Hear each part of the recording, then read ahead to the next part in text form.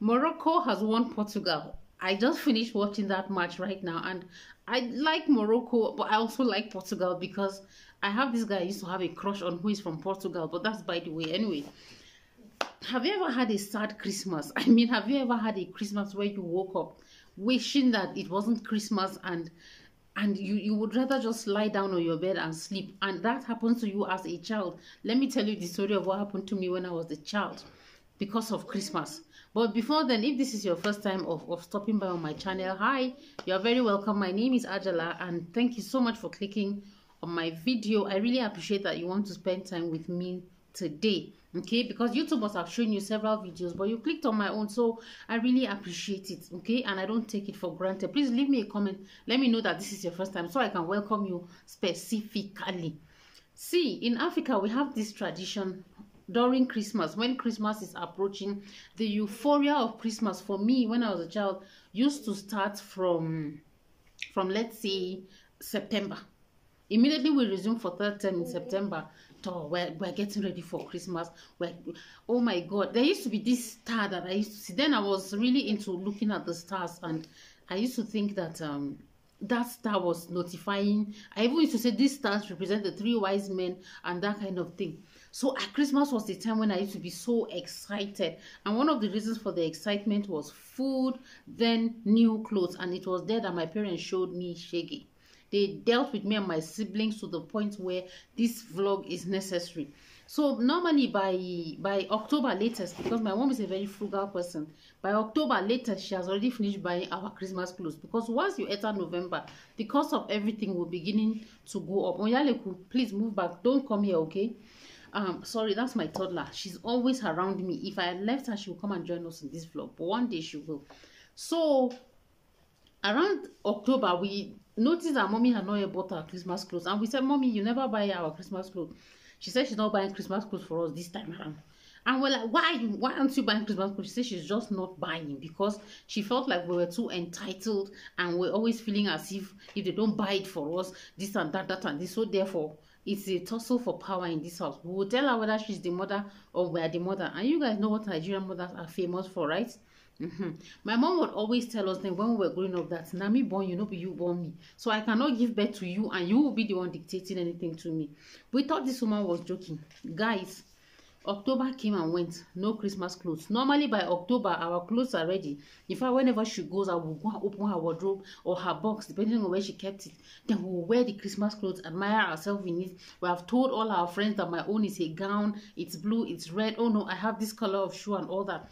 And I could not join that conversation with my friends. But I didn't believe that my mom meant it when she said she was not buying Christmas clothes for us. November came and went. No Christmas clothes. And intermittently we will ask her and she will still tell us that she's not buying Christmas clothes. Do your worst today. November entered. December entered.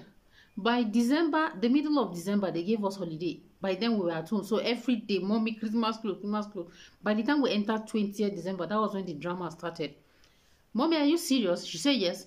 Okay, we have this tradition in my house. By 20th, we start preparing for Christmas, as if Jesus Christ called my mom and told her that he's coming to her house specifically. And this happens all over homes in Nigeria that I know anyway. The first thing we'll do is we'll do a deep clean of the house.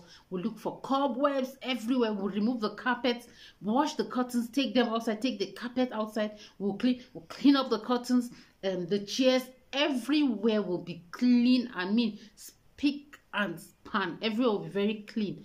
So when my mom made the roster for cleaning up the house, we all said, me and my sister were like, there's no point, since we don't have Christmas clothes, we're not going to clean up the house.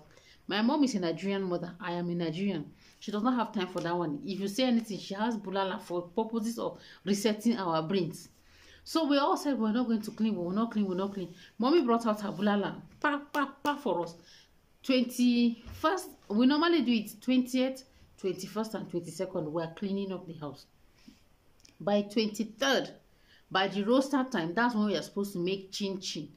Chin-chin in Christmas, during Christmas in Nigerian households, used to be a must. It is now that me, I have decided it is not a must for me, and I have a recipe on how to make alkaki, which is a better alternative to chin-chin. Yes, to me. So there's a recipe. I'm going to put it in the link to this description box. If you want to make something different from chin chin, please do. But we were supposed to make chin chin on that 23rd. Again, me and my siblings were like, and we were, I think I was already about going into my teens, but I was still obsessed with Christmas clothes. And I said, no, we're not going to do it. We're like, mommy, there's no need. Today, we don't have Christmas clothes. Why do we have to do this? Why do we have to do that? My mom brought out her kid again and cleared the doubt as to who is the person that is the madam of this house. She's the one and it's not us. 24th, the same thing. We said we're not going to clean up. We don't want to make the Christmas meat. They brought a lot of meat. And we refused again. My mom brought out a bulala again. Everybody went and did it. And then 24th in the evening, we still didn't see the need to go for watch night. Because we're like, what's the whole point of the Christmas if we don't have Christmas clothes? Everybody was talking about his own Christmas clothes, how fun it is. Me and my siblings didn't have that mouth to talk. Then on Christmas Day in the morning, Christmas mornings in Nigeria, very, very busy. Every family will cook. And I think that's one of the things that made Christmas exciting. They will cook, then your mother will put them inside those Samira plates. Samira. I still have my Samira there. I inherited from my mom. Then we will take it to the neighbors. Our neighbors will collect our food. They will bring their own to us. So there is usually a lot of food. And for someone like me, when I was a child, I could never have enough of rice. So I loved Christmas. But this particular Christmas, Nachemuku, from 23rd, me and my siblings, Munshabulala. 24th, Munshabulala. Christmas, the Safi. Mom had already told us that we should get something old. And I felt like, in that little childish mind of mine, I believe that everybody in the world was wearing new clothes except me and my siblings. So even after we were flogged and we went to church, I went and sat down at the back. I didn't want people to see me. I was afraid that my mates were going to laugh at me because I was wearing a dress that I had worn before. Now that I look back and I'm like, oh my God. Christmas was a sad day for me that day, me and my siblings in the house. Because when we went back home, even after the Christmas, come and eat, we say we know the chop. We were sad because we didn't wear new Christmas clothes. Then my parents, let me tell you something about these two people. They used to always have their meeting in the room before they come out and tell us anything. Now, we were not poor. So I don't believe that my parents, in fact, we were upper middle class, not rich, but upper middle class. I don't believe that they could not afford to buy us clothes. Even Okrika, they could have gone to Oshodi. We were living in Oshodi then. They could have gone to Oshodi to go and buy Okrika for us. Second-hand clothes. Okrika is the nickname in Nigeria for second-hand clothes. They could have gone to buy that one, but they did not. So I think now, with the benefit of hindsight, what my parents were trying to teach us is not to be too entitled, and for us to emphasize on the reason for the season and understand that it is Jesus' birthday, not ours, and it's a time for love, it's a time for everything, but not necessarily a time for new clothes. And that was how, when we came back from church, we just sat down like this. If you see me like this, that was how we sat down like this, as if someone had died, as if thunder had struck somewhere. We were so sad. Then my parents, in order to rub it in, they came and said they wanted to take us to, whether it was, I think it was either a Papa amusement park or water parks, one of those two then. And I was so sad. So we said we're not going. At least me, I remember saying I didn't want to go because I wasn't wearing new clothes. And I believe that in this whole wide world then, it was only me and my siblings that were not wearing new clothes, and maybe my parents. Again, they dragged us and took us out by force. And that was how throughout that Christmas was so sad. And I think, guys, that's the saddest Christmas of my life, because Christmas has always been a time when I am very, very, very happy. Christmas has always been a time where the name follow me, where we say I did enjoy myself, except that particular Christmas, and that was what made it newsworthy. Do you have any other Christmas like that? Have you ever had a Christmas where you didn't wear Christmas clothes, or do you have any new Christmas traditions you'd like to share with me? I would really, really appreciate it.